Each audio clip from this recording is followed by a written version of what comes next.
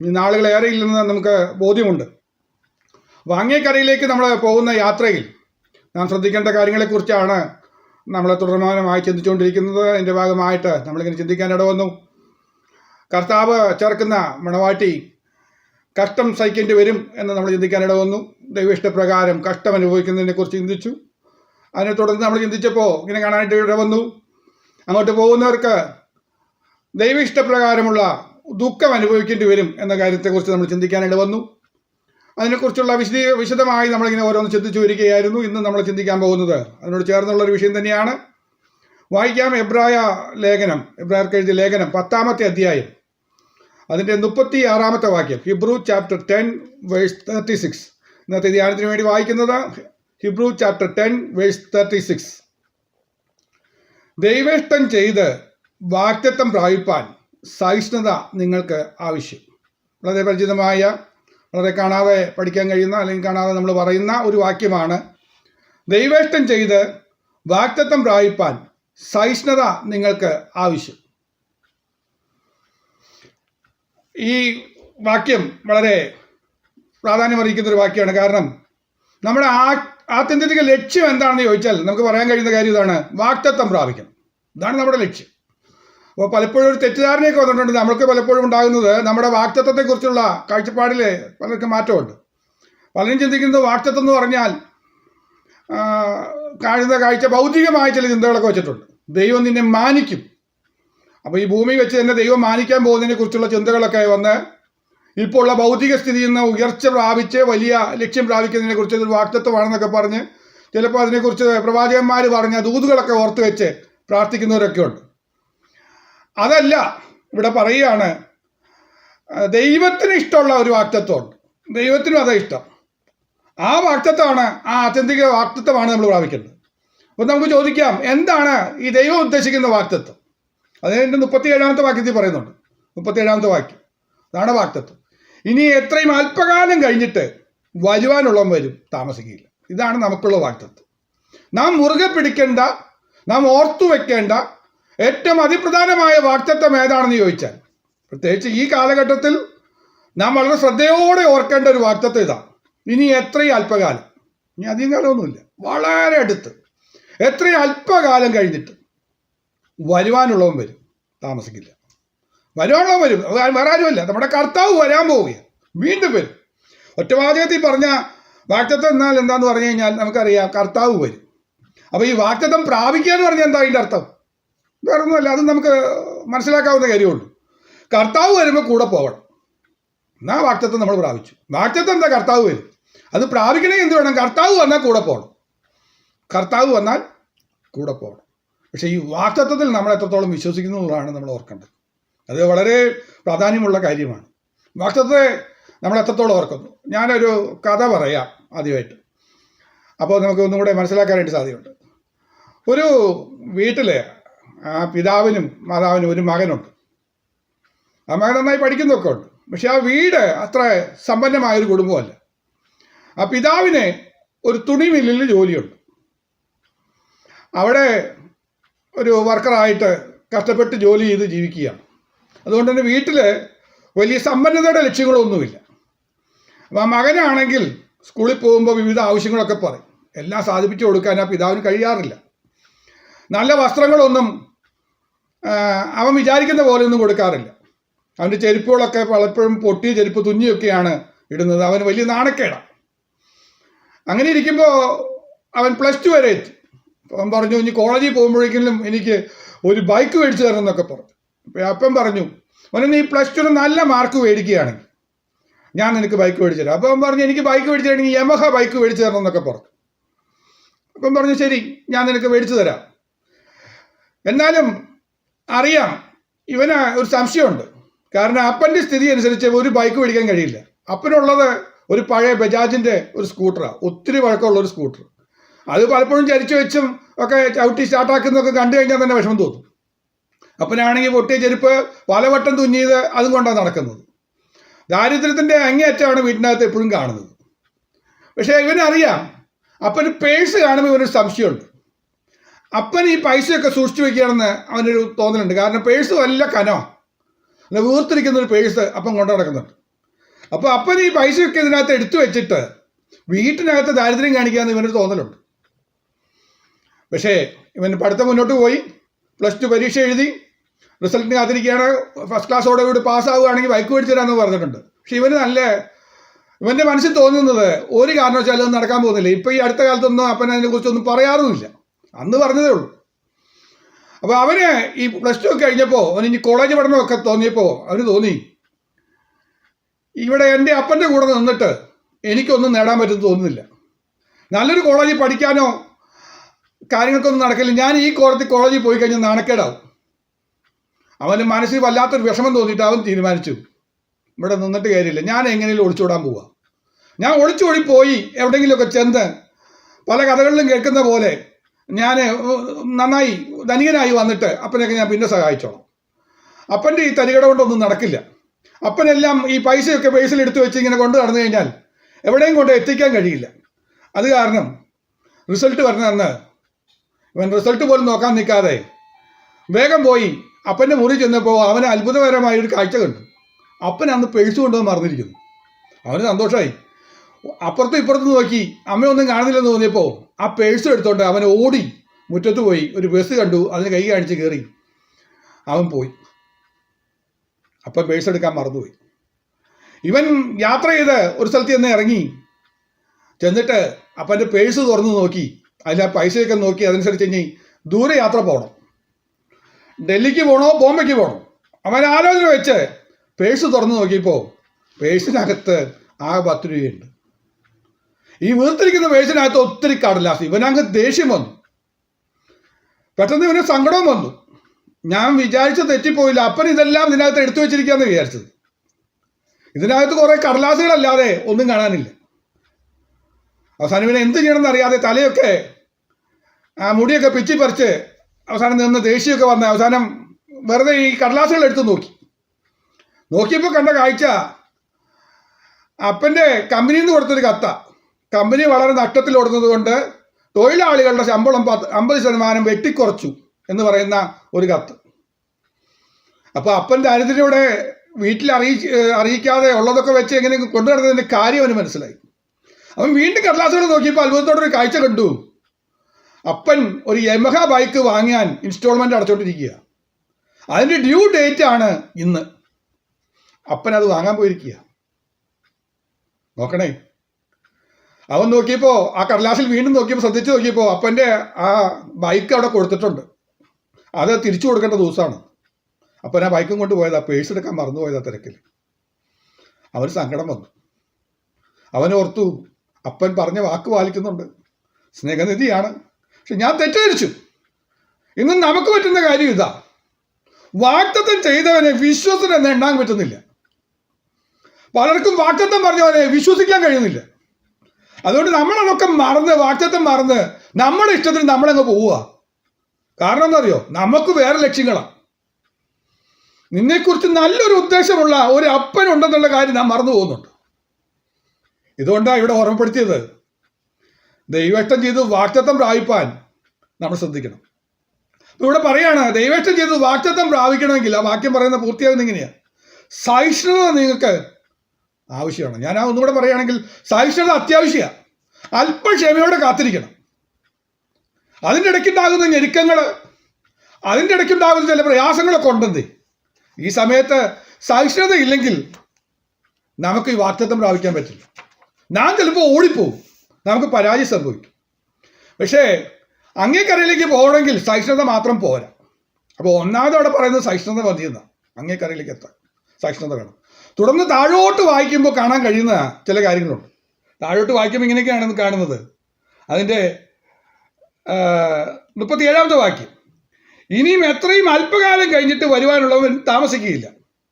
അടുത്ത വാക്യം ശ്രദ്ധിക്കുക, എന്നാൽ എൻ്റെ നീതിമാൻ വിശ്വാസത്താൽ ജീവിക്കും. അപ്പോൾ ഒന്ന് അവിടെ പറഞ്ഞിരിക്കുന്നതാണ്, സഹിഷ്ണുത നമുക്ക് ആവശ്യമാണ്.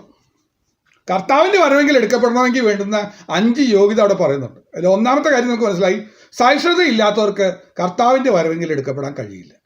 രണ്ടാമത് പറയുന്നത് ഇങ്ങനെയാണ്, നീതിമാൻ വിശ്വാസത്താൽ ജീവിക്കണം. നീതിമാന്മാരെ ചേർക്കാനാണല്ലോ കർത്താവ് വരുന്നത്.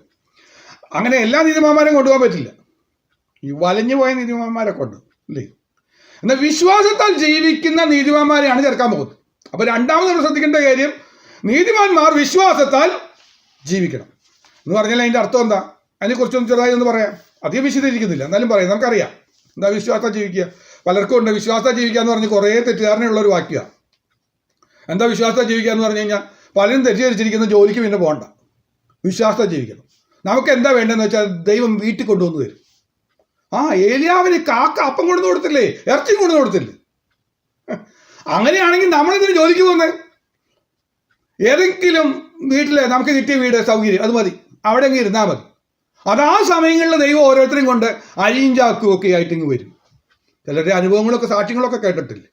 അപ്പോൾ അത് തന്നെയാണ് നമ്മുടെ അനുഭവം എന്നൊക്കെ ചിന്തിച്ച് ചിലർ പറയുന്നത് വിശ്വാസത്താൽ അങ്ങ് ജീവിക്കാം എന്നാണ് പറയുന്നത്. അതൊന്നുമല്ല ഈ പറഞ്ഞതിൻ്റെ അർത്ഥം. അതിൻ്റെ ശരിയായ അർത്ഥം എബ്രായത്തിൽ പറയുകയും പഠിപ്പിക്കുകയൊക്കെ ചെയ്യുന്നുണ്ട്. കാഴ്ചയാലല്ല, വിശ്വാസത്താൽ ജീവിക്കണം എന്നാണ് അതിൻ്റെ പറഞ്ഞിരിക്കുന്നത്. എന്താ ഈ കാഴ്ചയാലെന്ന് പറഞ്ഞാൽ? ഈ ഭൗതികമായ കാഴ്ചയാൽ നോക്കിയാൽ നമുക്ക് കാണാനായിട്ട് കഴിയുന്നത് നീരോട്ടവും പച്ചപ്പും നോക്കി നടന്നാൽ. അങ്ങനെ കുറേ പേര് നടക്കുന്നുണ്ട്, ഈ നീരോട്ടവും പച്ചപ്പും നോക്കി നടക്കുന്നത്. അതിനെക്കുറിച്ചായി പറയുന്നത് ഏതാ? ആ നടത്തം നടന്നാൽ നീതിമാൻ വലഞ്ഞു പോകും. ആളെയൊക്കെ നമുക്ക് മനസ്സിലായല്ലോ, വിശദീകരിക്കുന്നില്ല അല്ലേ? പച്ചപ്പും നീരോട്ടമുള്ളിടത്ത് നോക്കി നടന്നൊരു മനുഷ്യനുണ്ട്. അപ്പുറത്ത് വിശ്വാസ കണ്ണാൽ നോക്കി കണ്ടൊരു മനുഷ്യനുണ്ട്. രണ്ടുപേരെയും നമുക്കറിയാം. വിശ്വാസ കണ്ണാൻ കണ്ടത് ആ മനുഷ്യൻ കണ്ടത് എന്താണെന്ന് വെച്ചാൽ ദൈവം ശില്പിയായി നിർമ്മിച്ചതും അടിസ്ഥാനമിട്ടതുമായ നഗരത്തെ ലക്ഷ്യമിട്ട്, ആ പണിയുന്ന നഗരത്തെ ലക്ഷ്യം വെച്ച് നടന്നു പോയൊരു മനുഷ്യനുണ്ട്. ഇതിൻ്റെ പേര് അബ്രഹാം, നേരത്തെ പറഞ്ഞ മനുഷ്യൻ്റെ പേര് ലോത്ത്. ഇതാണ് നമ്മൾ മനസ്സിലാക്കാനുള്ളത്. ഇതെന്ന് നമുക്ക് മനസ്സിലാക്കാൻ കഴിയുന്നത്. വിശ്വാസത്താൽ ജീവിക്കുക എന്ന് പറഞ്ഞാൽ, നീതിമാൻ വിശ്വാസത്താൽ ജീവിക്കുക എന്ന് പറഞ്ഞാൽ ഭൗതികമായ നമ്മുടെ ലക്ഷ്യങ്ങളെ മാറ്റി വിശ്വാസ കണ്ണുകൊണ്ട് ആ വിശുദ്ധ നഗരത്തെ ലക്ഷ്യമാക്കിക്കൊണ്ട് യാത്ര ചെയ്യുന്നവനെയാണ് ഈ വിശ്വാസത്താൽ ജീവിക്കുക എന്ന് പറഞ്ഞു. അല്ലാതെ ഞാൻ അധ്വാനിക്കാതെ ജീവിക്കുന്നു, ഞാൻ ജോലിക്ക് പോവില്ല, ദൈവം നടത്തിക്കൊള്ളുന്നൊക്കെ പറഞ്ഞ് ദൈവത്തെ പരീക്ഷിക്കുന്ന പരിപാടിയൊന്നുമല്ല ഈ പറഞ്ഞത്. ആ പരിപാടിയും കൊണ്ട് നടന്നു കഴിഞ്ഞാൽ അവരെ സ്വർഗത്തിൽ കൊണ്ടുപോകുന്നൊന്നുമില്ല. തൻ്റെ വേല ഉദാസീനതയോടെ ചെയ്യുന്നവനായിട്ട് കണക്കാക്കുകയുള്ളൂ. അതൊന്നും പറ്റില്ല. ആത്മാർത്ഥമായി ജോലി ചെയ്യണം, ആത്മാർത്ഥമായി തന്നെ കാര്യങ്ങളെല്ലാം മുന്നോട്ട് കൊണ്ടുപോകണം, കുടുംബമൊക്കെ നന്നായി കൊണ്ടു നടക്കണം. ആ വക കാര്യങ്ങളിലൊക്കെ വളരെ ശ്രദ്ധ വയ്ക്കുക തന്നെ വേണം. ഈ വാക്യം പറഞ്ഞ് തരികടയും കൊണ്ട് നടക്കുന്ന കുറേ പേരുണ്ട്, അതൊന്നും പറ്റില്ല. അപ്പോൾ ഭൗതിക വിശ്വാസം കൊണ്ട് നടന്നാലൊക്കെ കുഴപ്പമെന്ന് പറഞ്ഞാൽ ഒരു ദിവസം ന്യായവിധിയുടെ തീ വന്നാൽ കത്താവുന്നതേ ഉള്ളൂ. അതൊക്കെ ഈ പച്ചപ്പും അല്ലെങ്കിൽ നീരോട്ടമൊക്കെ ആ തീ, ന്യായവിധിയുടെ തീ വന്ന് വീണാൽ അതോടുകൂടെ തീരും. എന്നാൽ അക്കരെ പോകാൻ ആഗ്രഹിക്കുന്നവര് ഇവിടെ കാണാത്ത കാര്യങ്ങൾ, ഇവിടെ കണ്ണുകൊണ്ട് നോക്കിയ കാണാത്ത കാര്യങ്ങൾ, അതിനെയാണ് വിശ്വാസത്തെ കാണുന്നത്. അങ്ങനെ പോകുന്ന പോക്കിനെ കുറിച്ചാണ് പറഞ്ഞത് നീതിമാൻ വിശ്വാസത്താൽ ജീവിക്കും. ആ ചിന്തയും കൊണ്ട് നടക്കുമ്പോൾ ഇവനൊരു ജീവൻ കിട്ടും. ആ ജീവൻ്റെ വരാൻ നിത്യജീവൻ. നിത്യജീവൻ നഷ്ടമാകുന്നത് എപ്പോഴാണെന്ന് ചോദിച്ചു കഴിഞ്ഞാൽ ആ കാഴ്ചയും ആ ലക്ഷ്യവും മാറിയിട്ട്, ഞാൻ ഒന്നുകൂടെ വീണ്ടും ആവർത്തിച്ച് പറയുക, നീരോട്ടവും പച്ചപ്പും അല്ലേ, അതിനെ ലക്ഷ്യമാക്കി പോകുമ്പോൾ എന്താ സംഭവിക്കുന്നത്? നമ്മുടെ ആത്മീക ജീവൻ നഷ്ടമായി പോകും. ഇതാണ് ശ്രദ്ധിക്കേണ്ട രണ്ടാമത്തെ കാര്യം. ആദ്യത്തെ ഇമ്പോർട്ടൻ്റായ കാര്യം ഞാൻ വിശദമായിട്ട് അവസാനം പറയാൻ വെച്ചിരിക്കുകയാണ്.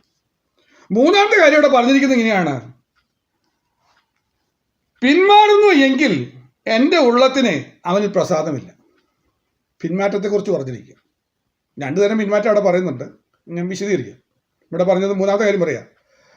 ചിലർ പിന്മാറി ദൈവപ്രസാദം നഷ്ടപ്പെടുത്തുന്ന ഒരു പിന്മാറ്റമുണ്ട്. ദൈവപ്രസാദം നഷ്ടപ്പെടുത്തുന്ന പിന്മാറ്റം. എന്താ ഈ പിന്മാറ്റം എന്ന് പറഞ്ഞാൽ? പിന്മാറ്റം എന്ന് പറഞ്ഞാൽ നമ്മൾ കണക്കാക്കി വെച്ചെന്ന് പറയും, സഭായത്തിന് വന്നാൽ കൈയടിക്കാതിരിക്കുന്നവർ പിന്മാറ്റത്തിൽ. സാക്ഷ്യം പറയാൻ അവസരം കൊടുത്താലും സാക്ഷ്യം പറയാതെ മിണ്ടാതിരിക്കും, അവരൊക്കെ പിന്മാറി. പ്രാർത്ഥിക്കാൻ പറഞ്ഞാൽ പ്രാർത്ഥിക്കുന്നില്ല, ഇവരൊക്കെ നമ്മൾ പിന്മാറ്റക്കാരായിട്ട് വെച്ചേക്കാം. അതൊന്നുമല്ല ബൈബിൾ പറയുന്ന പിന്മാറ്റം. പിന്മാറ്റക്കാരുടെ ഞാൻ പേര് വേണമെങ്കിൽ പറഞ്ഞു തരാം. പിന്മാറിപ്പോയ ഒരാളുടെ പേര് പറയാൻ ദാവീദ്, നിങ്ങൾ സംഭവിക്കൂ, ഏലിയാവ്, യോന, പാത്രോസ്, ഇങ്ങനെ കുറേ പിന്മാറ്റക്കാർ ബൈബിളിലുണ്ട്. അപ്പോൾ പിന്മാറ്റം എന്ന് പറഞ്ഞാൽ എന്താണെന്ന് അറിയണ്ടേ? ഞാൻ പറഞ്ഞുതരാം, വേറൊന്നുമല്ല. ദൈവം തന്ന വാഗ്ദത്തം മറക്കുക, ഒന്ന്. രണ്ട്, ദൈവം ഏൽപ്പിച്ച ദൗത്യം മറക്കുന്ന ആരുണ്ടോ അവരെയൊക്കെ വിളിക്കുന്ന പേരായി പിന്മാറ്റക്കാരൻ. അല്ലെങ്കിൽ ഒന്നുകൂടെ വ്യക്തമാക്കാം. ദൈവം ഒരു ദർശനം കൊടുത്തിട്ടുണ്ട്, ആ ദർശനം മറക്കുക. ദൈവം ഒരു ദൗത്യം ഏൽപ്പിച്ചിട്ടുണ്ട്, ആ ദൗത്യം മറന്നിട്ടാണ് ജീവിക്കുന്നതെങ്കിൽ അവരെ വിളിക്കുന്ന പേരാ പിന്മാറ്റക്കാർ. അതാ ഞാൻ ഈ 3 പേരുടെ പേര് പറഞ്ഞു. യോന, ഞാൻ ഒരു എക്സാമ്പിൾ പറഞ്ഞു. യോന പ്രവാചകനെ ഒരു ദർശനം കൊടുത്തു, നിനവെ നശിപ്പിക്കാൻ പോകും. അപ്പോൾ അതിന് വിരോധമായി സംസാരിക്കണം. ഇതാണ് ദൈവം കൊടുത്ത ദർശനവും ദൗത്യവും. ഇപ്പം യോന എന്താ ചെയ്യുന്നത്? നിനവെ പോകുന്നില്ല. ആ ദർശനം അങ്ങ് മാറുന്നു, ദൗത്യം അങ്ങ് മാറുന്നു. ദൗത്യം മാറുന്നിട്ട് ഇപ്പം എന്താ ചെയ്യുന്നത്? വേറെ വഴി ചെയ്യുക, കപ്പലിൽ കിടന്നുറങ്ങുക. അവനെ വിളിക്കുന്ന വേറെ പിന്മാറ്റക്കാരൻ. കർത്താവ് നോക്കിയപ്പോൾ പിന്മാറിപ്പോയതാണ്. അവൻ്റെ ഉള്ളത്തിൽ പ്രസാദമില്ല ഇവനെക്കുറിച്ച്. ഇങ്ങനെ പോയതിനെക്കുറിച്ച് പ്രസാദമൊന്നുമില്ല ദൈവത്തിന്. ദൈവം പ്രസാദിക്കുമോ? ഇല്ല. ഏലിയാവിന് ദൈവം ഒരു ദർശനം കൊടുത്തിട്ടുണ്ട്. എന്താ ദർശനം കൊടുത്തെന്ന് അറിയോ? ജീവനുള്ള ഏക സത്യ ദൈവം ഇസ്രായേലിൻ്റെ ദൈവമാണ് യഹോവ. അതൊരു ദൗത്യമായിട്ട് ഏൽപ്പിച്ചിരിക്കുക. അത് നീ ദേശത്ത് വെളിപ്പെടുത്തി കൊടുക്കണം. അവനൊന്ന് പ്രാർത്ഥിച്ചാൽ മതി, തീ ഇറങ്ങി വരും. എല്ലാവരുടെയും മുന്നിൽ ജീവനുള്ള ദൈവം ആരാന്ന് വെളിപ്പെടുത്തി കൊടുക്കാൻ കഴിയുന്ന ഒരു ദൗത്യമുണ്ട്. ഈ ദൗത്യം ഏൽപ്പിച്ചവൻ എന്ത് ചെയ്തു എന്ന് പറഞ്ഞാൽ ഒരു ദിവസം ഇതൊക്കെ ഇങ്ങ് മറന്നു. ഇപ്പം എന്താ ചെയ്യുന്നതെന്ന് പറയും? ഇപ്പോൾ വെളിപ്പെടുത്തി കൊടുക്കില്ല, ഇപ്പോൾ വെളിപ്പെടുകയല്ല, ഒളിച്ചിരിക്കുക. എവിടെ? ചൂരച്ചെടിയുടെ തണലിൽ. ചൂരച്ചെടിയുടെ തണലിൽ പോയിട്ട് ഒളിച്ചിരിക്കുക. അവനെ വിളിക്കുന്ന പേരാ പിന്മാറ്റക്കാരൻ. ഏലിയാവ് പിന്മാറിപ്പോയി. ദൈവത്തിൻ്റെ ഉള്ളത്തിൽ പ്രസാദം പോയി. ഇതുവരെ പ്രസാദിച്ച് നിൽക്കുക. പ്രാർത്ഥിച്ചാൽ മതി, ഉടനെ തീ ഇറങ്ങും. ഇപ്പോൾ പ്രാർത്ഥിച്ചാൽ ദൈവം കേൾക്കില്ല. എന്താ പ്രാർത്ഥിക്കുന്നത് അറിയും? ഇപ്പം മതി യഹോവേ, എൻ്റെ പ്രാണനെ എടുത്തുകൊള്ളണേ. ദൈവം കേൾക്കാൻ പോകണില്ല. കാരണം അറിയാം, അവൻ്റെ ഉള്ളത്തിൽ പ്രസാദമില്ല. ഈ പിന്മാറിപ്പോയി കഴിഞ്ഞാൽ ദൈവത്തിന് അവൻ്റെ ഉള്ളത്തിൽ പ്രസാദമില്ല. ദൈവത്തിൻ്റെ ഉള്ളത്തിൽ പ്രസാദമില്ല, ഈ പ്രാർത്ഥിച്ചിട്ടൊന്നും കേൾക്കില്ല. അതല്ലേ യോനിക്കാൻ പറ്റിയത്. ഈ പ്രസാദം നഷ്ടപ്പെട്ടു. ഇത് പിന്മാറിപ്പോയി കഴിയുമ്പോൾ പ്രസാദം നഷ്ടപ്പെട്ടിട്ട് കിടന്നങ്ങുന്ന അയ്യം വിളിക്കുക. കിടന്നിട്ട് കണ്ടോ അയ്യം വിളിക്കുന്ന കണ്ടോ? 3 ദിവസം കിടന്ന് അയ്യം വിളിക്കുക. മത്സ്യത്തിൻ്റെ വയറ്റിൽ കിടന്നു. ഇതാ സംഭവിക്കുന്നു. നമുക്ക് ദാവീദ്, അടുത്ത പിന്മാറ്റക്കാരനെ കുറിച്ച് പറയാം. ദാവീദിടയ്ക്ക് പിന്മാറിപ്പോയെന്നേ. എപ്പോഴാ? ദാവീദിനൊരു ദർശനം കൊടുത്തിട്ടുണ്ട്. എന്താണെന്നറിയോ? ഫെലിസ്തീനെ നിഗ്രഹിച്ച് തുടങ്ങിയതാ ദാവീദിൻ്റെ ഓട്ടം. ഫെലിസ്തീനെ മുഴുവൻ ഇല്ലാതെയൊക്കെ ശത്രുക്കളെ കൊന്നൊടുക്കി ഇസ്രയേലിന് ജയം കൊടുക്കാൻ കഴിയുന്ന ഒരു ദർശനം കൊടുത്തിരിക്കുന്നു. അതിനുള്ള ശക്തിയെ കൊടുത്തിരിക്കുന്നു. അതിനുള്ള അഭിഷേകം കൊടുത്തിരിക്കുന്നു. അതിനുള്ള ശക്തിയും കൃപയും അഭിഷേകമൊക്കെ ഉള്ള ദാവീദ് അതങ്ങ് മറന്നു. യുദ്ധം നടക്കുമ്പോൾ ഇപ്പോൾ എന്താ ചെയ്യുന്നതെന്ന് അറിയോ? ഇപ്പോൾ യുദ്ധം നടക്കുമ്പോൾ ദാവീദ് വേറെ പല കാര്യങ്ങളും ശ്രദ്ധ വെച്ചിരിക്കുക. ശത്രുവിനെ കൊല്ലുന്നതിന് വരെ ഇപ്പോൾ എന്താ ചെയ്യുന്നത് അറിയോ? അയൽക്കാരൻ സ്നേഹിതനെ കൊല്ലുക. ഇവരെ വിളിക്കുന്ന പേരാ പിന്മാറ്റക്കാരൻ. ഹൃദയപ്രകാരമുള്ള മനുഷ്യനാ. പക്ഷേ പിന്മാറിപ്പോയ ദൈവത്തിൻ്റെ ഉള്ളത്തിൽ പ്രസാദം കാണില്ല. പ്രസാദം നഷ്ടപ്പെട്ടു. അവിടെ നല്ല വിളിച്ചക്കറിഞ്ഞത് 51 സംഘത്തിന്. കഴിഞ്ഞ ദിവസമൊക്കെ നമ്മൾ ഓർത്തൊന്നും ധ്യാനിക്കുകയും ചെയ്തതാണ്. ഇതേപോലെ തന്നെ പത്രോസിനൊരു ദർശനം കൊടുത്തിട്ടുണ്ടായിരുന്നു. ആരാന്നറിയോ? ദർശനം കൊടുത്തിട്ടുണ്ടായിരുന്നു. ഒരു വലിയ ദർശനവും ഒരു വലിയ കാഴ്ചപ്പാടും കൊടുത്തിട്ടുണ്ട്. എന്നിട്ട് പത്രോസ് പറഞ്ഞൊരു വാചകമുണ്ട്: നിത്യജീവ മൊഴികൾ നിന്നിലുണ്ട്, നിന്നെ വിട്ട് ഞങ്ങൾ എവിടെ പോകും? കാരണം നീ അത്യുന്നതനായ ദൈവത്തിൻ്റെ പുത്രനായ ക്രിസ്തു. എന്നാ വെളിപ്പാടാ! ഇത്ര നല്ല വെളിപ്പാട് കിട്ടിയ മനുഷ്യനാ. എന്നാൽ ഇപ്പം എന്താ പറ്റിയെന്ന് അറിയോ? ഇപ്പം അകലം വിട്ട് നടക്കുക. ഞാൻ വിട്ടുപോയില്ല എന്ന് പറഞ്ഞ നിത്യജീവന്റെ മൊഴി അതൊക്കെ മറന്നു, അകലം വിട്ട് നടക്കുക. എന്നിട്ട് എന്താ സംഭവിക്കുന്നത്? ദൈവത്തെ തള്ളിപ്പറയാം, കർത്താവിനെ തള്ളിപ്പറയും. ഇതിൻ്റെ പേരെ പിന്മാറ്റം. അത് വരരുത്. ദൈവമക്കളെ, നമ്മളൊന്ന് സ്വയം ഒന്ന് ചോദന ചെയ്തേ. കർത്താവിൻ്റെ വരവെങ്കിൽ എടുക്കപ്പെടണമെങ്കിൽ, നാം പിന്മാറ്റാവസ്ഥയിലാണെങ്കിൽ, നമുക്ക് ദൈവം തന്നൊരു ദർശനമുണ്ട്, അതിന് വിപരീതമായി അനുസരണക്കേട് കാണിച്ചാൽ, അപ്പോസ്തലൻ പറയുന്നത് അങ്ങനെയല്ലേ? സ്വർഗീയ ദർശനത്തിന് വിപരീതമായി അനുസരണക്കേട് കാണിച്ചാൽ നമ്മൾ വാഗ്ദത്തം പ്രാപിക്കില്ല. എന്നാൽ സ്വർഗീയ ദർശനത്തിന് വിപരീതമായി അനുസരണക്കേട് കാണിക്കാതെ വാഗ്ദത്തം പ്രാപിച്ച കുറേ പേരുണ്ട്. അതിലൊരു ഉദാഹരണം ദാനിയേലിന് ദർശനം ഉണ്ടെന്നേ, സ്വർഗീയ ദർശനം. അതിന് വിപരീതമായി അനുസരണക്കേടൊന്നും കാണിച്ചില്ല. അതുകൊണ്ട് പറഞ്ഞ് നീ പോയി വിശ്രമിച്ചോ, കാലാവസാനത്തിൽ നിനക്കുള്ള ഓഹരി പ്രാപിക്കാൻ നിനക്ക് വാഗ്ദത്തം ഉണ്ടെന്ന് പറഞ്ഞ് ഗ്യാരണ്ടി കൊടുത്തത്. ജോസഫ് ദർശനം കിട്ടി, ദർശനത്തിന് വിപരീതമായി വല്ല അനുസരണക്കേടും കാണിച്ചോ? അവസരമൊക്കെ വന്നിട്ട് അനുസരണക്കേടൊന്നും കാണിച്ചില്ല, അവൻ വിജയിച്ചു. പൗലോസ് അതല്ലേ പറഞ്ഞത്, ഞാൻ സ്വർഗീയ ദർശനത്തിന് വിപരീതമായി അനുസരണക്കേട് കാണിക്കില്ലെന്ന് പറഞ്ഞു. ഒരു ദർശനം ലഭിച്ചിട്ട് ഒരിക്കൽ ദർശനം പ്രാപിച്ചിട്ട് പിന്മാറിപ്പോകുന്ന അവസ്ഥയൊന്നും ആർക്കുണ്ടായില്ല, പൗലോസിനുണ്ടായില്ല. ഒന്ന് ഓർത്തു നോക്കിയേ, കിട്ടിയ ദർശനമുണ്ട്, ജാതികളുടെ അപ്പോസ്തലനായിട്ട് ദൈവം അയക്കുക.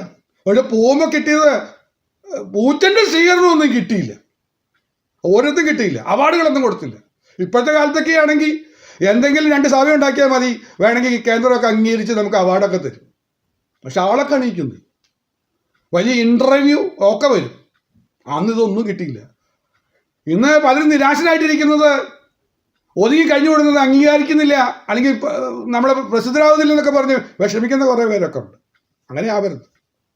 പൗലോസിന് അങ്ങനെയൊന്നും വന്നില്ല. അതാണ് പൗലോസ് ജീവിതം വിജയിക്കാനായിട്ട് കാരണം. നമ്മുടെയും ക്രിസ്ത്യ ജീവിതം വിജയിച്ച് വാഗ്ദത്തം പ്രാപിക്കണോ, അവന് വരവെങ്കിൽ എടുക്കപ്പെടണമോ, നാം ശ്രദ്ധിക്കേണ്ട മൂന്നാമത്തെ കാര്യമാണ് പിന്മാറ്റം വരരുത്. എന്ന് പറഞ്ഞാൽ ദൈവത്തിന് ഉള്ളിൽ പ്രസാദമില്ലാത്ത രീതിയിൽ നാം പിന്മാറിപ്പോകരുത്. ഇത് ചെറിയ പിന്മാറ്റങ്ങളാണ്. അടുത്തത് നാലാമത്തെ കാര്യം പറയുന്നുണ്ട്. ആ പിന്മാറ്റത്തിൻ്റെ അടുത്ത ഭാഗം പറയുന്നത് ഇങ്ങനെയുണ്ട്: നാമോ നാശത്തിലേക്ക് പിന്മാറരുത്. നാലാമത്തെ കാര്യം പറയാം. ഇത് ദൈവത്തിന് ഉള്ളിൽ പ്രസാദമില്ലാത്തൊരു പിന്മാറ്റം. അവർ മടങ്ങി വന്നിട്ടുണ്ട് അല്ലേ, ദാവീദും ഏലിയാവും യോനയും. ഇങ്ങനെ പിന്മാറിപ്പോയവർക്ക് പിന്നെയും മടങ്ങി വരാനൊക്കെ അവസരമുണ്ട്. എന്നാൽ ഈ ഒരു വല്ലാത്ത പിന്മാറ്റമുണ്ട്.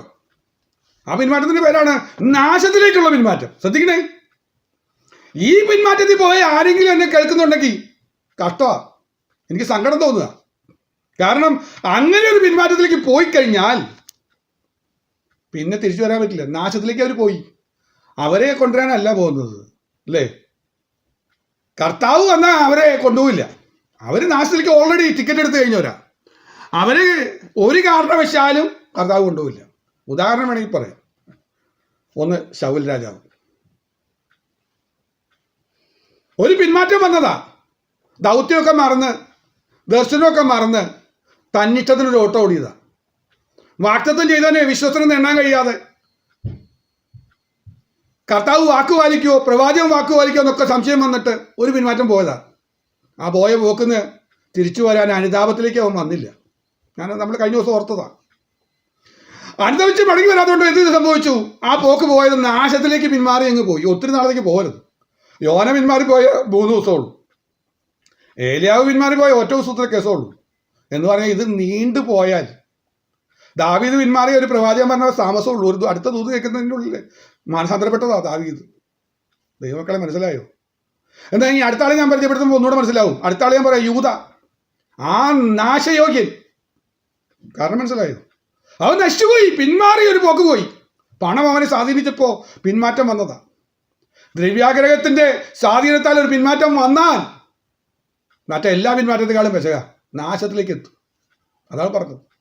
5 പ്രാവശ്യം യേശു തമ്പുരാൻ അവനോട് പറഞ്ഞു, ആ മനുഷ്യൻ നീ തന്നെ എന്നൊക്കെ പറഞ്ഞ് വെളിപ്പെടുത്തി 5 തവണ ദൂത് കൊടുത്തിട്ടും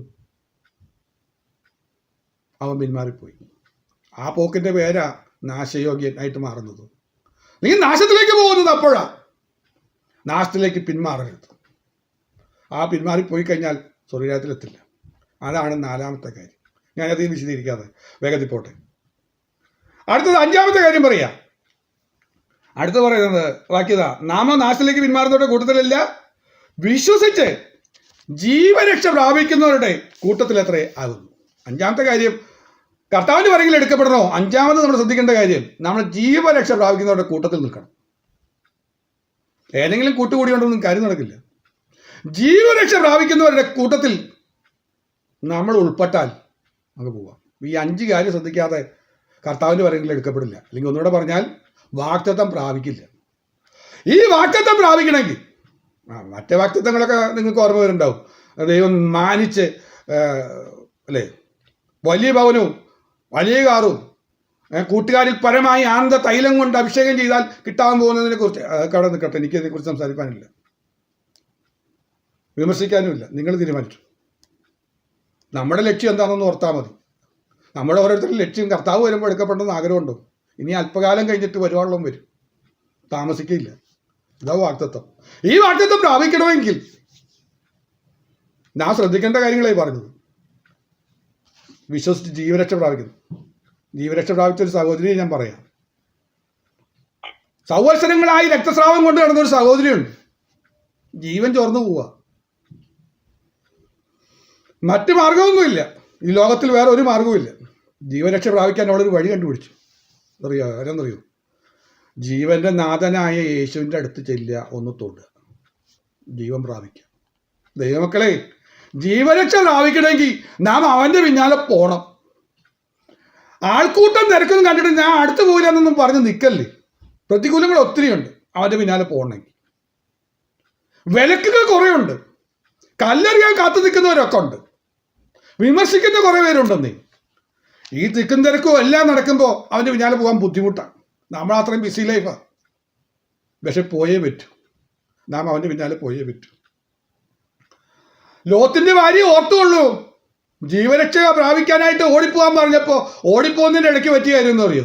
ദൗത്യന്മാർന്ന് തിരിഞ്ഞു നോക്കിയപ്പോൾ പുറകോട്ട് നോക്കരുതെന്ന് പറഞ്ഞിട്ടും പുറകോട്ട് നോക്കിയപ്പോൾ സംഗതി പാളിപ്പോയി. ജീവരക്ഷ പ്രാപിക്കണമെങ്കിൽ അടുത്ത് തന്നെ ചെന്ന് തൊട്ടേ പറ്റൂ. വിശ്വസിച്ച് അവനോട് അടുത്ത് ചെല്ലാതെ ജീവരക്ഷ പ്രാപിക്കാൻ പറ്റില്ല. ലോകത്തിന്റെ നാശം വിട്ട് ഓടണം. ഇതാണ് അതിൻ്റെ വ്യവസ്ഥ. ജീവരക്ഷ പ്രാപിക്കണമെങ്കിൽ ലോകത്തിന്റെ നാശം വിട്ടോടി അവൻ്റെ അടുക്കിലേക്ക് ചെല്ലണം. ജീവരക്ഷയ്ക്ക് പ്രാപിക്കുന്നവരെ കൂട്ടം എന്ന് പറഞ്ഞാൽ അവനോട് ചേർന്ന് നടക്കുന്നവരെ ജീവരക്ഷ പ്രാപിക്കുന്നത് അല്ലേ? അവനോട് ചേർന്ന് നടക്കുന്നവർ അവർ ജീവരക്ഷ പ്രാപിക്കും. സ്നേഹിതനായിരുന്നു ലാസർ സ്നേഹിതനാണ്. എന്നോട് വളരെ അടുത്തു ബന്ധമുണ്ട്. മരിച്ചാലും ജീവിക്കും, ജീവരക്ഷ പ്രാപിക്കും. ഞാൻ മനസ്സിലാവാൻ വേണ്ടി അങ്ങനെയൊക്കെ ഒന്ന് ഉദാഹരണം പറയുന്നതാണ്. ദൈവമക്കളെ, നാം ഓർക്കേണ്ട ധ്യാനിക്കേണ്ട ഒരു വിഷയമുണ്ട്. ഈ ക്രിസ്ത്യ ജീവിതം വിജയിച്ച വാഗ്ദത്തം പ്രാപിക്കണോ? ജീവരക്ഷ പ്രാപിക്കുന്നവരുടെ കൂട്ടത്തിലേക്ക് നാം പോകണം. ഇത്രയും കാര്യങ്ങളാണ് അവിടെ പറഞ്ഞത്. 5 കാര്യം പറഞ്ഞു. 5 കാര്യം നമ്മൾ ഓർക്കുന്നുണ്ടല്ലോ അല്ലേ? ഒന്ന്, സഹിഷ്ണുത ആവശ്യം. ഒന്നാമത്തെ കാര്യം സഹിഷ്ണുത, മറക്കരുത്. ഏത് കർത്താവ് വരും എടുക്കണമെങ്കിൽ നല്ല സഹിഷ്ണുത വേണം, അത് ഞാൻ പറയാം. രണ്ടാമത്, നീതിമാൻ വിശ്വാസത്തിൽ ജീവിക്കണം. മൂന്നാമത് അവിടെ കാണുന്നത് ഇങ്ങനെയാണ്, പിന്മാറരുത്. ഇങ്ങനെ ദൈവപ്രസാദം നഷ്ടപ്പെടുത്തിയുള്ള പിന്മാറ്റത്തിലേക്ക് പോകരുത്. നാലാമത് നമ്മളിങ്ങനെ പറഞ്ഞാണ്, നാശത്തിലേക്ക് പിന്മാറുന്ന ഒരു വിഷയം വരാനേ പാടില്ല. അഞ്ചാമത് പറഞ്ഞത് ഇങ്ങനെയാണ്, ജീവരക്ഷ പ്രാപിക്കുന്നവരുടെ കൂട്ടത്തിൽ ചേർന്ന് നടക്കണം, അവരോട് ചേർന്ന് മുന്നോട്ട് പോകണം. അല്ലാത്ത ഉപദേശങ്ങളൊക്കെ കേൾക്കുന്നത്, കിഴവിക്കഥ കേൾക്കുന്നതൊക്കെ മതിയാക്ക്. അതിനുള്ള സമയമൊന്നുമില്ല, ഇനി അത് മതിയാക്ക്. ഇനി നമുക്ക് ഏറ്റവും അത്യാവശ്യമായ കാര്യത്തെക്കുറിച്ച് നമുക്ക് ചിന്തിക്കാൻ പോകാം. അങ്ങോട്ട് ചിന്തിച്ച് പെട്ടെന്ന് ഞാൻ നിർത്താം. ചുരുങ്ങിയ വിഷയങ്ങളുണ്ട്. അവിടെ പറഞ്ഞ ഏറ്റവും അത്യാവശ്യ കാര്യം പറഞ്ഞത് സഹിഷ്ണുത നിങ്ങൾക്ക് ആവശ്യമെന്ന് പറഞ്ഞു. ഞാനതിന് പറയുന്നത് സഹിഷ്ണുതയാണ് ഏറ്റവും അത്യാവശ്യം. കർത്താവിൻ്റെ വരവിൽ എടുക്കപ്പെടണോ? സഹിഷ്ണുത വേണം. For you have need of endurance വേണം. ഇതാണ് പ്രധാനപ്പെട്ട കാര്യം. ഇതില്ലാതെ നടക്കില്ല. സഹിഷ്ണുത ഇല്ലാതെ കാര്യം നടക്കില്ല. എന്തുകൊണ്ടാണ് ഈ സഹിഷ്ണുത ഇത്രയും വലിയ ഇമ്പോർട്ടൻ്റ് ആയ കാര്യമാണെന്ന് പറയാൻ കാരണം? പറയാം. യാക്കോബിൻ്റെ ലേഖനം 5-ാമത്തെ അധ്യായം 11-ാമത്തെ വാക്യം. കാണാതറിയുന്ന വാക്യം ഞാൻ ഒന്ന് വായിക്കാം. എൻ്റെ പ്രാരംഭഭാഗം അവിടെ തുടങ്ങുന്നത് ഇങ്ങനെയാണ്, സഹിഷ്ണുത കാണിച്ചവരെ നാം ഭാഗ്യവാന്മാർ എന്ന് പുകഴ്ത്തും. ആരെങ്കിലും സഹിഷ്ണുത കാണിക്കുന്നുണ്ടെങ്കിൽ അവരെ ഭാഗ്യവാന്മാരെന്ന് പുകഴ്ത്തുമെന്ന് പറഞ്ഞു. No doubts, we count those blessed. അവരെ അനുഗ്രഹിക്കപ്പെട്ടവരെന്ന് നമുക്ക് പറയാൻ പറ്റും. കാരണം അവരെ കർത്താവ് കൊണ്ടുപോകും. സഹിഷ്ണുത കാണിച്ചവരെ, സഹിഷ്ണുതയുടെ പേര് പറഞ്ഞവരുടെ കാര്യമല്ല പറഞ്ഞത്, സഹിഷ്ണുതയോടെ ജീവിച്ചവരുടെ കാര്യം പറഞ്ഞത്. ഞാൻ ഒന്നുകൂടെ വ്യക്തമാക്കാം. വെളിപ്പാട് പുസ്തകം 2-ാമത്തെ അധ്യായം 3-ാമത്തെ വാക്യം കൂടെ വായിക്കാം.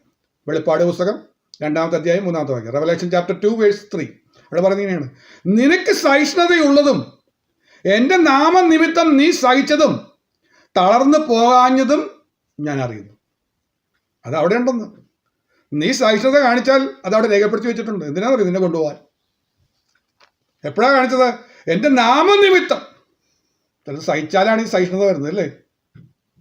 ഇവിടെ 3 കാര്യങ്ങൾ നമ്മൾ ഓർക്കണം. ഒന്ന്, നീ സഹിച്ചു. അവിടെ ഓർക്കുന്ന കാര്യമാണ്. നീ തളർന്നു പോയിട്ടില്ല. ഓ സ്തോത്രം. ദൈവമക്കളെ, എന്നെ കേൾക്കുന്ന പ്രിയപ്പെട്ടവരെ, ഇടയ്ക്കിടയ്ക്ക് നിരാശ വന്നിട്ടില്ലേ? ഞാൻ എന്തിനാ ഈ സഹിക്കുന്നത്? എൻ്റെ നാമനിമിത്തം നീ സഹിക്കുക. ശരിയല്ലേ? ഈ കർത്താവിനെ സേവിച്ചു എന്നുള്ള ഒറ്റ കാരണം കൊണ്ട് പലതും കേട്ട് സഹിക്കുക. നാളെ എത്രയായി സഹിക്കാൻ തുടങ്ങിയിട്ട്? വേണമെന്നേ. എന്തിനാണെന്നറിയോ? ഈ സാഹചര്യത്തിനുള്ള അവസരം തന്നെന്തിനാണെന്നറിയോ? മറക്കല്ലേ, കർത്താവിനൊരു ഉദ്ദേശമുണ്ട്, നിന്നെ കൈവിടാതിരിക്കുക. പിന്നെ പാസ്റ്റർ നിന്ന് രാവിലെ പാടി പാട്ട് എനിക്ക് ഒത്തിരി സന്തോഷം തോന്നി. 2-3 പ്രാവശ്യം പാസ്റ്ററെ കൊണ്ട് പാടിക്കണമെന്നൊക്കെ എനിക്ക് താല്പര്യം തോന്നി. ഒരു നാളും ഉപേക്ഷിച്ച് കൈവിടില്ല, ഒരിക്കലും എന്നെ ഉപേക്ഷിക്കില്ല. എന്താണ് മനോഹരമായ പാടി. അതിൻ്റെ അടുത്ത വരിയൊക്കെ ദേവാസം പാടിയപ്പോൾ എനിക്ക് ഒത്തിരി സന്തോഷം തോന്നി. ഒത്തിരി വാത്സല്യം നൽകിയിട്ട് ആ ദൈവസ്നേഹമൊക്കെ ഒന്ന് ഓർത്ത് ധ്യാനിക്കുമ്പോൾ ഉള്ള സന്തോഷം എത്ര വലുതാണ്. നമ്മുടെ പ്രിയപ്പെട്ട ഒരു പാട്ട് പാടിയപ്പോഴും ഞാൻ ഓർത്തത്, പ്രത്യാശയെന്നിൽ വർദ്ധിച്ചിടുന്നേ അങ്ങ് ചെന്നു കാണുവാനൻ പ്രിയൻ പൊന്മുഖം. ദൈവമക്കളെ, അങ്ങനെ തന്നെയാണോ നമ്മുടെ കാര്യം? അങ്ങനെയാണെങ്കിൽ നീ സഹിച്ചു. എൻ്റെ കർത്താവ് അവിടെ കാണുന്നുണ്ട്, അറിയുന്നുണ്ട്, പുറത്ത് സഹിച്ചുകൊണ്ടിരിക്കുക. പക്ഷേ ഒരു കാര്യം കൂടെ ഓർക്ക്, തളർന്നു പോവല്ലേ. സംഭവം ശരിയാ. ഈ സഹിച്ച് പഠിത്തു എന്നൊക്കെ പറയുന്നില്ലേ, തളർന്നു പോകല്ലേ. തളർന്നു പോകാതെ നിന്നാൽ ജയിക്കാൻ പറ്റും, അതാണ് പറഞ്ഞത്. അതുകൊണ്ടാണ് കർത്താവ് പറഞ്ഞത്, നീ സഹിക്കുന്നുണ്ട്, നീ തളർന്നു പോയിട്ടില്ലെങ്കിൽ കർത്താവ് പറയുന്ന പേരാണ് നിനക്ക് സഹിഷ്ണുതയുണ്ട്. അത് ഞാൻ അറിയുന്നു. സഹിഷ്ണുതയുള്ളവരെ ഭാഗ്യവാന്മാരെന്ന് പോയിട്ടു, അവരെ ഭാഗ്യവാന്മാർ. കർത്താവ് നമ്മുടെ ജീവിതത്തിൽ സഹിഷ്ണുത കാണിക്കാനുള്ള അവസരങ്ങൾ കിട്ടിയിട്ടില്ലെങ്കിൽ ഒന്ന് സൂക്ഷിക്കണം. നമ്മുടെ ജീവിതത്തിൽ ഈ നിരക്കൊക്കെ ഉണ്ടെങ്കിൽ നമ്മൾ രക്ഷപ്പെട്ടു കേട്ടോ. കുറച്ച് അകലത്തിലാണോ അടുത്താണോ എന്നൊക്കെ നമുക്ക് തിരിച്ചറിയാം. എനിക്ക് ദൈവസഭയെക്കുറിച്ച് അഭിമാനം തോന്നാറുണ്ട്. നമ്മുടെ പ്രിയപ്പെട്ടവർക്കൊക്കെയും അവരുടെ ജീവിത സാഹചര്യത്തിലൊക്കെ ഒത്തിരി സന്തോഷമൊന്നും കാണുന്നില്ല ഞാൻ. അല്പം നിരാശയുടെ അനുഭവങ്ങളൊക്കെ ഉണ്ടെന്നേ. എന്ന് പറഞ്ഞാൽ നിരാശ എന്ന് പറഞ്ഞാൽ അങ്ങനത്തെ നിരാശയല്ല, ലോകപ്രകാരം അവർ ജയിച്ചു നിൽക്കുമൊന്നുമല്ല. പല പരാജയങ്ങൾ വീട്ടിൽ കാണുന്നുണ്ട്, പല അനുഭവങ്ങൾ അവർ ചുറ്റും നിൽക്കുന്ന അനുഭവങ്ങൾ, സഹിക്കാൻ തക്കതായ ചില വിഷയങ്ങൾ എല്ലാം വന്നിരിക്കുക. അവിടെ പറയുക ദൈവം അറിയുന്നുണ്ട്, അത് ദൈവം അംഗീകരിക്കുകയാണ്. അപ്പോൾ സഹിഷ്ണുതയുള്ളവരെ കുറിച്ച് വേദോസം പറയുന്നത് ഇങ്ങനെയാണ്, അവരെ ഭൂമിയിൽ ഭാഗ്യവാന്മാരെന്നുണ്ടെന്ന് പറഞ്ഞാണ്. യാക്കോബ് പറഞ്ഞെങ്ങനെയാണ്, ഭൂമിയിൽ അവരെ പറയുന്നത് ഭാഗ്യവാന്മാരെന്ന് പറഞ്ഞ് പുകഴ്ത്തും എന്നാണ് അവിടെ എഴുതിയിരിക്കുന്നത്. ഈ ഭൂമിയിൽ അവരെ പറയും സഹിഷ്ണുതയുള്ളവരെ കുറിച്ച് പുകഴ്ത്തും. സ്വർഗത്തിലെ ദൈവം വരെ പുകഴ്ത്തും, അതാ വെളിപ്പാട് പുസ്തകം പറഞ്ഞത്. മൂന്നാമത്തെ കാര്യം പറഞ്ഞാൽ സഹിഷ്ണുതയുള്ളവരെ വാഗ്ദത്തം ചെയ്ത വാഗ്ദത്തം അവർ പ്രാപിക്കും. അതാണ് നമ്മളിപ്പോൾ ധ്യാനിച്ചത്. അതുകൊണ്ടാണ് ഈ സഹിഷ്ണുത ഇത്രയും ഇമ്പോർട്ടൻ്റ് ആണെന്ന് പറയാൻ കാരണം. കർത്താവിൻ്റെ വരവെങ്കിൽ എടുക്കപ്പെടുന്നതിൽ ഏറ്റവും ഇമ്പോർട്ടൻ്റായ വിഷയം സഹിഷ്ണുതയാണ്. എന്താ ഈ സഹിഷ്ണുത എന്ന് അറിയണ്ടേ? സഹിഷ്ണുത എന്ന് പറഞ്ഞാൽ എന്താ അറിയണ്ടേ? അമ്മായിമ്മ മരുമകളോട് കയർത്ത് സംസാരിച്ചെന്നോ, സഹോദരൻ സഹോദരിയോട് കയർത്ത് സംസാരിച്ചപ്പോൾ പകരം തെറി വിളിച്ചില്ല എന്ന് പറയുന്നതാണോ സഹിഷ്ണുത? മനസ്സിൻ്റെ അവസ്ഥയൊക്കെ ഇല്ലേ? ഇതൊന്നുമല്ല, വചനം പറയുന്നുണ്ട് അതിൻ്റെ ഡെഫിനിഷൻ. വെളിപ്പാട് പുസ്തകം 14-ാമത്തെ അധ്യായം, റെവലേഷൻ ചാപ്റ്റർ 14 വേഴ്സ് 12 വായിച്ചാൽ നമുക്കവിടെ കാണുന്നുണ്ട്, അതിൻ്റെ ഡെഫിനിഷൻ കൊടുത്തിട്ടുണ്ട്. എന്താ സഹിഷ്ണുത എന്ന് പറയുന്നത്? ദൈവകൽപ്പനയും യേശുവിലുള്ള വിശ്വാസവും കാത്തുകൊള്ളുന്ന വിശുദ്ധമായുടെ സഹിഷ്ണുത കൊണ്ട് ഇവിടെ ആവശ്യം. അതാണ് സഹിഷ്ണുത എന്ന് പറയുന്നത്. വിശുദ്ധമായുടെ സഹിഷ്ണുത എന്താന്ന് പറയുന്നത്? മറ്റു സഹിഷ്ണുത ലോകപ്രകാരമുള്ളതല്ല. വിശുദ്ധമായുടെ സഹിഷ്ണുത എന്താ? ദൈവകൽപ്പന കാത്തുകൊള്ളുക, രണ്ട് യേശുവിലുള്ള വിശ്വാസം കാത്തുകൊള്ളുക, വിശുദ്ധ ജീവിതം കാത്തുകൊള്ളുക. ഇതിൻ്റെ പേരാ സഹിഷ്ണുത. അതാ ഇമ്പോർട്ടൻറ്റ്. ഒന്നുകൂടെ നമുക്ക് പറഞ്ഞൂടെ, ഈ 3 കാര്യം കാത്ത് സൂക്ഷിക്കുന്നവരെ ദൈവം കൊണ്ടുപോകുന്നുള്ളതിന് വല്ല സംശയമുണ്ടോ? ഒരു സംശയമില്ല. ദൈവകൽപ്പന കാത്തുകൊള്ളുന്നു, യേശുവിലുള്ള വിശ്വാസം കാത്തുകൊള്ളുന്നു, വിശുദ്ധ ജീവിതം കാത്തുകൊള്ളുന്നു. അതാ സഹിഷ്ണുത എന്ന് പറഞ്ഞത്. അല്ലാതെ എൻ്റെ തല്ലിയപ്പോൾ ഞാൻ തിരിച്ചു തല്ലിയില്ല, ഞാൻ സഹിച്ചു നിന്നു, അതൊന്നും മാത്രമേ ആയില്ല. ഇങ്ങനെ സഹിഷ്ണുതയുള്ളവരെ കർത്താവ് കൊണ്ടുപോകുന്ന പറഞ്ഞത്. സമയം മുന്നോട്ട് പോകുന്നത് കൊണ്ട് അധികം വിശദീകരിക്കാതെ ഞാൻ പോട്ടെ. പക്ഷെ ആ പറഞ്ഞ വാക്യം, വെളിപ്പാട് പുസ്തകത്തിലെ വാക്യം പറയുന്നത് മഹോദര കാലഘട്ടത്തിൽ കഷ്ടപ്പെടുന്ന ആളുകളുണ്ട്. അവരെ പ്രത്യേകിച്ച് ഈ സഹിഷ്ണുത ഉണ്ടെങ്കിൽ മാത്രമേ അവർക്ക് രക്ഷപ്പെടാൻ പറ്റുള്ളൂ എന്നുള്ള ഭാഗം അവിടെ പറയുന്നത്. പക്ഷേ ഈ കാലഘട്ടത്തിലും കർത്താവിൻ്റെ വരവെങ്കിൽ എടുക്കപ്പെടണമെങ്കിൽ വേറെ മാർഗമൊന്നുമില്ല, സഹിഷ്ണുത തന്നെ വേണം. ആവശ്യം സഹിഷ്ണുത തന്നെ. അതല്ലേ എബ്രായത്തിൽ പറഞ്ഞത്, വാക്തത്വം പ്രാപിക്കണമെങ്കിൽ എന്ത് വേണം? സഹിഷ്ണുത. നിങ്ങൾക്ക് ദൈവേഷ്ടപ്രകാരമുള്ള വാക്തത്വം പ്രാപിക്കണോ? സഹിഷ്ണുത ആവശ്യമാണ്. ഇതാണ് പറഞ്ഞത്. ഇനി നമ്മുടെ യാക്കോബ് പുസ്തകം പറഞ്ഞ് 5-ാം അധ്യായത്തിൻ്റെ 12-ാം വാക്യം ഒന്നുകൂടെ വായിക്കാം. അവിടെ നമുക്ക് എക്സാമ്പിൾ കാണുന്നുണ്ട്. ഒരു എക്സാമ്പിൾ പറഞ്ഞിട്ട് എഴുതിയിട്ടുണ്ട്. അവിടെ പറഞ്ഞ് ഞാൻ പെട്ടെന്ന് കാര്യങ്ങൾ മുന്നോട്ട് കൊണ്ടുപോകാം. യാക്കോബ് പുസ്തകം 5:11 അവിടെ പറഞ്ഞ്, യോബിൻ്റെ സഹിഷ്ണുത നിങ്ങൾ കേട്ടും കർത്താവ് വരുത്തിയ അവസാനം കണ്ടുപിരിക്കുന്നു. കർത്താവ് മഹാകരുണയും മനസ്സിലും ഉള്ളവനല്ലോ. അവിടെ പറയുന്ന കാര്യം ശ്രദ്ധിച്ചോ. യോബിൻ്റെ സഹിഷ്ണുത, അതാണ് എക്സാമ്പിൾ. സഹിഷ്ണുതയുടെ ഒരു എക്സാമ്പിൾ പറയാണ്.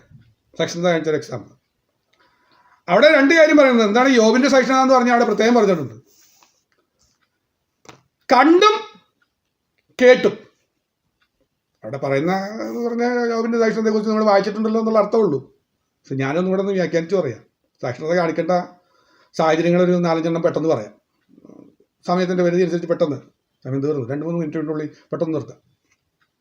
1, കാണുമ്പോഴും സഹിഷ്ണുത കാണിക്കണം എന്ന് പറഞ്ഞു. ചിലത് കാണും. എന്താ കാണുന്നതെന്ന് അറിയാമോ? 10 ശവപ്പെട്ട് വീട്ടിലേക്ക് വന്ന് കയറുക. നാട്ടുകാരുടെ അല്ല കേട്ടോ, സ്വന്തം രക്തത്തിൽ പിറന്ന മക്കളുടെ ശവപ്പെട്ടി വീട്ടിലേക്ക് വന്ന് കയറും. 3000 ഒട്ടകം, ആട് എല്ലാം പോയി. 10 വീടും പോയി, അല്ല 11 വീടും പോയി എന്ന് വേണമെങ്കിൽ കിടക്കും കേട്ടോ. 10 വീടും കൊണ്ടുപോയി. അത് കേട്ടോണ്ടിരിക്കുക. ഇത് പറഞ്ഞുകൊണ്ടിരിക്കുമ്പോൾ മറ്റൊരുത്തനോടി വന്ന് കാണുമ്പോഴും കേൾക്കുമ്പോഴും സഹിഷ്ണുത. ഒന്ന്, കാണുമ്പോൾ സഹിഷ്ണുതയാണ്. ചിലത് കാണും, നമ്മൾ ഒരിക്കലും ഇഷ്ടപ്പെടാത്ത ചിലതൊക്കെ നമ്മുടെ കണ്ണു മുമ്പിൽ കാണേണ്ടി വരും. എനിക്കിങ്ങനെ വന്നല്ലോ എന്ന് ഓർക്കുമ്പോൾ, എൻ്റെ തലമുറയുടെ വിഷയത്തിൽ ഇങ്ങനെ സംഭവിച്ചല്ലോ എന്നൊക്കെ കാണുമ്പോഴുള്ളൊരു ദുഃഖമില്ലേ? അപ്പാ എന്താ ഇങ്ങനെ? അവരെക്കുറിച്ച് എനിക്കൊരു പ്രത്യാശ ഉണ്ടായിരുന്നു, അവരെക്കുറിച്ച് എനിക്ക് വലിയൊരു ആഗ്രഹം ഉണ്ടായിരുന്നു. അതനുസരിച്ചൊന്നും എല്ലാവരും പോകുന്നേ. ചിലത് കാണുക, ആ സമയത്ത് പ്രാഗല്ലേ, ആണയിടല്ലേ, ദുഷിക്കരുതേ, ദൈവനാമം ദുഷിക്കല്ലേ. ആ കാണുമ്പോൾ നീ സഹിഷ്ണുത കാണിക്കേ. അത് കാണിച്ച ആളാ ആര്? യോബിൻ്റെ സഹിഷ്ണുത അവിടെ പറയുന്നതെന്ന് പറയും. കണ്ടു, ചിലത് കേട്ടു, കേൾക്കുമ്പോഴും സഹിഷ്ണുത വേണം. ആ സഹിഷ്ണുതയിൽ യോബ് പറഞ്ഞെന്ന് പറയൂ, എല്ലാം പോയി എന്ന് പറഞ്ഞപ്പോൾ സാത്താനെ കുറ്റപ്പെടുത്താതെ യോബ് പറയുന്നൊരു കാര്യമുണ്ട്, യഹോവ തന്നു, യഹോവ എടുത്തു, യഹോവയുടെ നാമം വാഴ്ത്തപ്പെടുന്നു. ഇതിൻ്റെയൊക്കെ പിന്നിൽ എൻ്റെ കർത്താവല്ല, എൻ്റെ കർത്താവ് അറിയാതെ എനിക്കൊന്നും ഭവിച്ചിട്ടില്ല. അതാ സഹിഷ്ണുത. ആ നേരത്ത് നെഞ്ചത്ത് അടിച്ചിട്ട് ഞാൻ വിളിച്ചു എന്നൊന്നും പറയല്ലേ. എന്താ വിളിക്കുന്നത്? കർത്താവിനെ ആണിട്ട് പറയല്ലേ. ഈ ദൈവത്തിന് എനിക്ക് വേണ്ടാന്നൊന്നും പറയല്ലേ, തള്ളി പറയല്ലേ. അതുകൊണ്ട് ആ സഹിഷ്ണുതയെക്കുറിച്ച് അവിടെ കർത്താവ് പറയുന്നുണ്ട്. യോബ് 2:3 വാക്യത്തിൽ എന്താ സഹിഷ്ണുത എന്നറിയോ? യോബിൻ്റെ സഹിഷ്ണുത, ഇതെല്ലാം നശിച്ചിട്ടും നഷ്ടപ്പെട്ടിട്ടും അവൻ തൻ്റെ ഭക്തി മുറുകെ പിടിച്ചുകൊണ്ടിരിക്കുന്നു. അതിൻ്റെ പേരല്ലേ സഹിഷ്ണുത. നമ്മുടെ വെളിപ്പാട് ദിവസം മനസ്സിലായില്ലേ? അതാ യോബിൻ്റെ സഹിഷ്ണുത എന്ന് പറഞ്ഞു. എല്ലാം നഷ്ടപ്പെട്ടു, അത് കണ്ടു കേട്ടു വരാൻ പോകുന്നു പറഞ്ഞ പ്രവചനമൊന്നുമല്ല, നേരിട്ട് അനുഭവിക്കുക. ആ സമയത്ത് സഹിഷ്ണുത കാണിച്ചെന്ന് പറഞ്ഞാൽ എന്താണെന്ന് അറിയാം? എന്താ സഹിഷ്ണുത? ഭക്തി മുറുകെ പിടിച്ചുകൊണ്ടിരിക്കുക. ഭക്തി മുറുകെ പിടിച്ചുകൊണ്ടിരിക്കുന്നു. അതാ വേറെ വല്ലവരെയും കൂട്ടുപിടിച്ചിട്ടുണ്ടോ? ഇവിടെയാണ് മടങ്ങി വരേണ്ടത്. കർത്താവിനെ തന്നെ ആശ്രയം വെച്ചുകൊണ്ടിരുന്നാൽ അവൻ ചേർത്തുള്ളൂ. സ്തോത്രം. 3-ാമത്തെ കാര്യം പറയാം. റോമാലേഖനം 12:12, റോമർ ചാപ്റ്റർ 12:12 കാണാതെ അറിയുന്നൊരു വാക്യാണ്. കഷ്ടതയിൽ സഹിഷ്ണുത കാണിക്കും. ഈ സഹിഷ്ണുത കാണിക്കണ്ട. 1, കാണുമ്പോൾ സഹിഷ്ണുത കാണിക്കണം. 2, കേൾക്കുമ്പോൾ സഹിഷ്ണുത കാണിക്കണം. 3-ാമത് കൂടെ പറയാം, കഷ്ടതയിൽ സഹിഷ്ണുത കാണിക്കണം. കഷ്ടത വരുമ്പോൾ അതിന് നിന്നെ കഷ്ടതയിൽ സഹിഷ്ണുത കാണിക്കുന്നു. കഷ്ടത സഹിഷ്ണുതയെയും, സഹിഷ്ണുത സിദ്ധതയെയും, സിദ്ധത പ്രത്യാശയും ഉളവാക്കുന്നു എന്നറിഞ്ഞ് നാം കഷ്ടങ്ങളിലും പ്രശംസിക്കുന്നു. ഇതിങ്ങനെ പ്രോഡക്റ്റായിട്ട് വരിക. നമ്മുടെ പ്രത്യാശയിലേക്ക് എത്തണോ? ആ പ്രത്യാശയിലേക്ക് എത്തണോ? കഷ്ടതയിൽ സഹിഷ്ണുത കാണിച്ചാലേ സ്റ്റെപ്പ് അതാ. അതുകൊണ്ടാണ് പറഞ്ഞത് ഏറ്റവും അത്യാവശ്യമുള്ള കാര്യം. കർത്താവിൻ്റെ വരവെങ്കിൽ എടുക്കപ്പെടാനുള്ള ഏറ്റവും അത്യാവശ്യമായ കാര്യം സഹിഷ്ണുതയാണ്. സമയം തീർന്നില്ല, ഞാൻ നിർത്തുക. ഒറ്റ വാക്യം കൂടെ പറഞ്ഞ് ഞാൻ നിർത്താം. 2 തെസ്സലോനിക്കർ 1:4 വാക്യം വായിച്ച് അവിടെ നിർത്തുക. അവിടെ പറയുന്നത് ഇങ്ങനെയാണ്, അത് ശ്രദ്ധിച്ച് വായിക്കണേ. 4-5 വാക്യം വളരെ ഇമ്പോർട്ടൻ്റ് ആണ്, ഞാൻ വായിക്കുകയാണ്. അതുകൊണ്ട് നിങ്ങൾ സഹിക്കുന്ന സകല ഉപദ്രവങ്ങളിലും കഷ്ടങ്ങളിലുമുള്ള നിങ്ങളുടെ സഹിഷ്ണുതയും വിശ്വാസവും നിമിത്തം നിങ്ങൾ ദൈവത്തിൻ്റെ സഭകളിൽ നിങ്ങളെ ചൊല്ലി പ്രശംസിക്കുന്നു. കണ്ടോ? കർത്താവിനെ ഏറ്റവും അവൻ്റെ ഇഷ്ടം, ദൈവഷ്ടം ചെയ്ത ഒരു സഭയുണ്ടെന്നാണ് പറയുന്നത്. ആ സഭയുടെ കാര്യം പറയാം. നിങ്ങൾ സഹിക്കുന്ന സകല ഉപദ്രവങ്ങളും കഷ്ടങ്ങളും. ഇത് നമ്മൾ സകല ഉപദ്രവവും കഷ്ടവും ഇപ്പോഴും ജീവിതത്തിൻ്റെ കൂടെ ഉണ്ടോ? അവിടെ സഹിഷ്ണുത കാണിക്കുകയാണെങ്കിൽ ഗ്യാരണ്ടി കർത്താവിൻ്റെ കാഹളം നിങ്ങൾ കേൾക്കാൻ പോവുക. ഈ കേട്ടതൊന്നും അല്ല നിങ്ങൾ കേൾക്കാൻ പോകുന്നത്. ഇതുവരെ കേട്ടതൊന്നും സന്തോഷത്തിൻ്റെ വാർത്തകളല്ലാതിരിക്കുമ്പോൾ, ഇതുവരെ കണ്ടത് കണ്ണിന് മുമ്പിൽ കണ്ടതൊന്നും സന്തോഷത്തിൻ്റെ കാര്യങ്ങളൊന്നും അല്ലാതിരിക്കുമ്പോൾ സഹിഷ്ണുത കാണിച്ചിട്ടുണ്ടോ? നിങ്ങളൊന്ന് കേൾക്കാൻ പോവുക. അതിൻ്റെ പേരെ കാഹളനാഥം. നിങ്ങളൊന്ന് കാണാൻ പോവുക. അതാണ് 10,000 ശ്രേഷ്ഠൻ, ആ സുന്ദരനായ എൻ്റെ അരിമനാഥനെ, പ്രാണപ്രിയന്. ഓ സ്തോത്രം. നമ്മൾ കാണും. ആ കാഴ്ചയാണ് നമ്മുടെ ഏറ്റവും വലിയ കാഴ്ച. ഇത് നമുക്ക് അഭിമാനത്തോടെ പറയാം. കർത്താവേ, എൻ്റെ ജീവിതത്തിൽ ഞാനിപ്പോൾ അനുഭവിക്കുന്ന സകല കഷ്ടങ്ങളും സകല ഉപദ്രവങ്ങൾക്കായി സ്തോത്രമെന്നൊന്നും ചേർന്ന് പറയാമോ? കർത്താവേ, ഞാൻ സ്തോത്രം ചെയ്യുന്നു. പൊന്നു പിതാവേ, നന്ദിയോടെ സ്തുതിക്കുന്നു. ഈ അനുഭവങ്ങൾ എനിക്ക് തന്നതിനായി നന്ദിയപ്പാ. അപ്പം എന്നെക്കുറിച്ചുള്ള ആ ആശ ഞാൻ മനസ്സിലാക്കുന്നു. ഞാൻ ഓടിപ്പോവുകയില്ല. ഓ, അപ്പൻ വാക്തത്വം നിവർത്തിക്കാൻ വേണ്ടി തന്നെയാ ഇത്തരം അവസരങ്ങൾ തന്നത്. അടുത്ത വാക്യം, 5-ാമത്തെ വാക്യം നോക്കി. അത് നിങ്ങൾ കഷ്ടപ്പെടുവാൻ ഹേതുവായിരിക്കുന്ന ദൈവരാജ്യത്തിന് നിങ്ങളെ യോഗ്യന്മാരായി എണ്ണും എന്നിങ്ങനെ ദൈവത്തിൻ്റെ നീതിയുള്ള വിധിക്ക് അടയാളമാകുന്നു. വാക്യം അങ്ങനെ പറഞ്ഞ് അവസാനിപ്പിക്കുക. ഞാൻ നിർത്തുക. ഇതാണ് അടയാളം. എന്താണെന്നറിയോ? ദൈവരാജ്യത്തിന് നിങ്ങളെ യോഗ്യരായി എണ്ണും. അത് ദൈവത്തിന് നീതിയുള്ള വിധിയാണത്. അതിൻ്റെ അടയാളമാണ് ഞാൻ ഈ കാണുന്നത്. അതുകൊണ്ടാണ് ആ വാക്യം ഒന്ന് മനസ്സിലാക്കുക. ദൈവേഷ്ടം ചെയ്ത് വാക്തത്വം പ്രാപിക്കുക. സഹിഷ്ണുത നിങ്ങൾക്ക് ആവശ്യം. ദൈവം നമ്മെ അതിനായി സഹായിക്കട്ടെ. സഹിഷ്ണുതയുള്ളവരെ ഭാഗ്യവാന്മാരെന്ന് പുകഴ്ത്തുവാൻ അവസരം ഒരുങ്ങിയിരിക്കുകയാണ്. ദൈവം നമ്മെ സഹായിക്കും.